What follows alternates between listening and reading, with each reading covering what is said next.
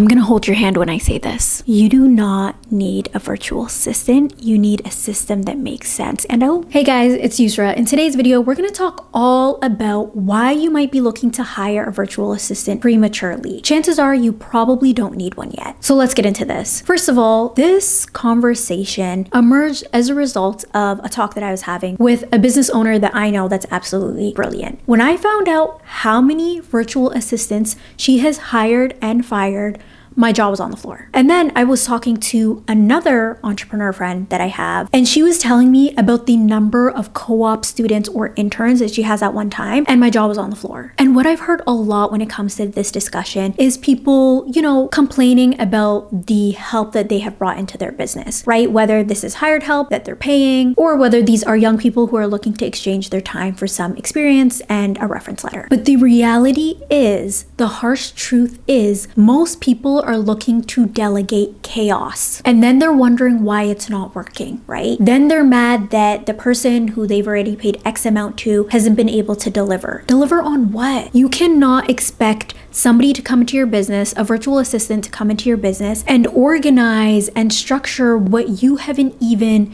defined or identified. Because most people, when they're looking to bring in a virtual assistant, they're at that point where they do not have any more capacity. This is a concept that I talk about a lot. Let's talk about capacity. Capacity is the idea that you as an individual only have so much to give. You only have so many hours in a day. You only have so much energy. You only have so much brain power.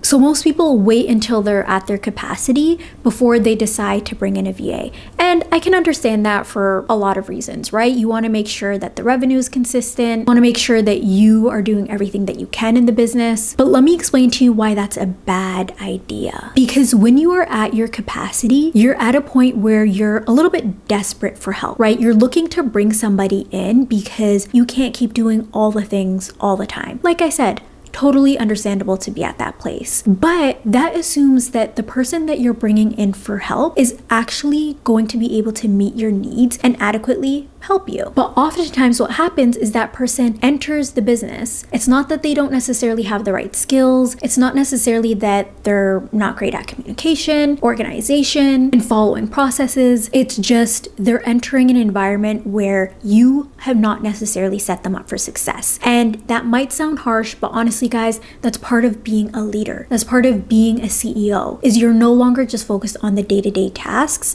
but you are focused on creating an environment, creating a working environment where everybody can show up and do their job to the best of their abilities. But you're not able to do that for them because you haven't even done it for yourself. You haven't even created an environment that allows you to show up to the best of your abilities. So if that's the case, what happens, right? You can't depend on a VA to save you. You have to focus on the strategy and systems that will. And I'm gonna give you guys an example of a client that I worked with. So when I started working with him, he was telling me that he was looking to hire essentially, by the summer, like in the next 6 months sort of situation. And we were talking a lot about processes and process management. And what he told me, he said, word for word, he said, I don't have any processes. And you know what I said to him? I said, you do, they just live in your head.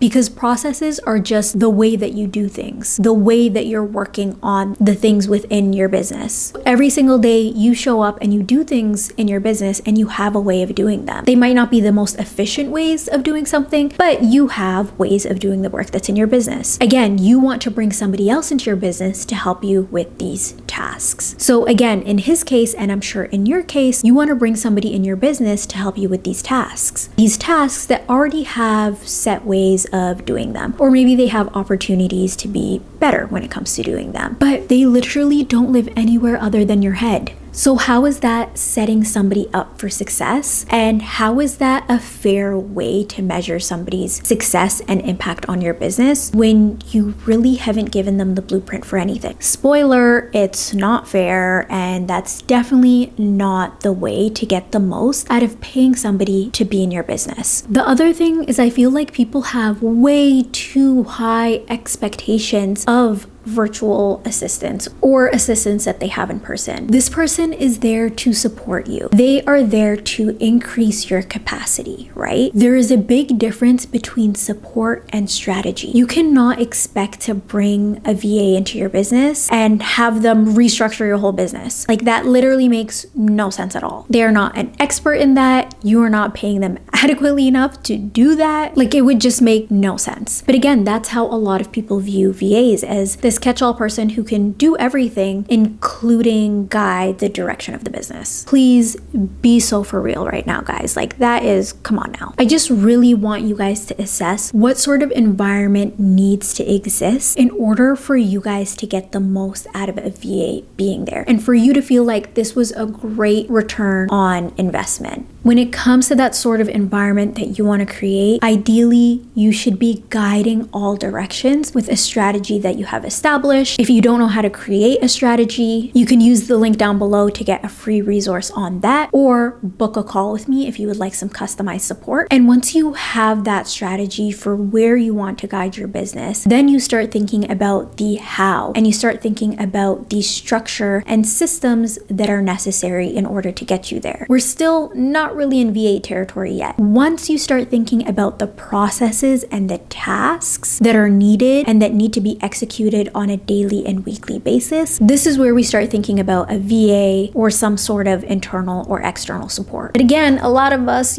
trying to skip steps and just think that this person that we're bringing into the business that's going to help us with daily things, emails, invoicing, is just going to be able to turn the entire business around. No, they're there to increase your capacity, but you need to understand why you're already at capacity. You need to be very strategic about if you had more capacity, whether it's you have more time or whether it's bringing somebody in to afford more dedicated time in your business, what that time should be spent doing. And I talk about this a lot. I talk about how I literally see it day in and day out, how people are focusing their energy on the wrong tasks. Before you bring somebody in, you have to ensure that you understand what sort of task that they should be working on versus what sort of tasks that you should be working on. Because remember, you're the boss, you're the CEO, you have a whole different set of responsibilities, and most people are absolutely not operating in the realm of CEO. They're very much so operating in a place that is not strategic, in a place that is very task orientated, and it feels like the expectation is almost flipped. It feels like a lot of people have this expectation that the external party is going to solve all their problems, like I said,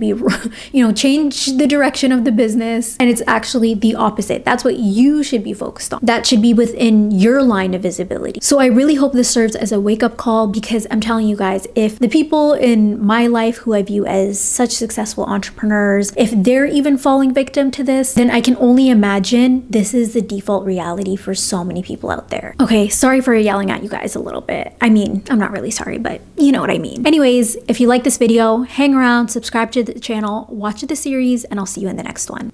Bye.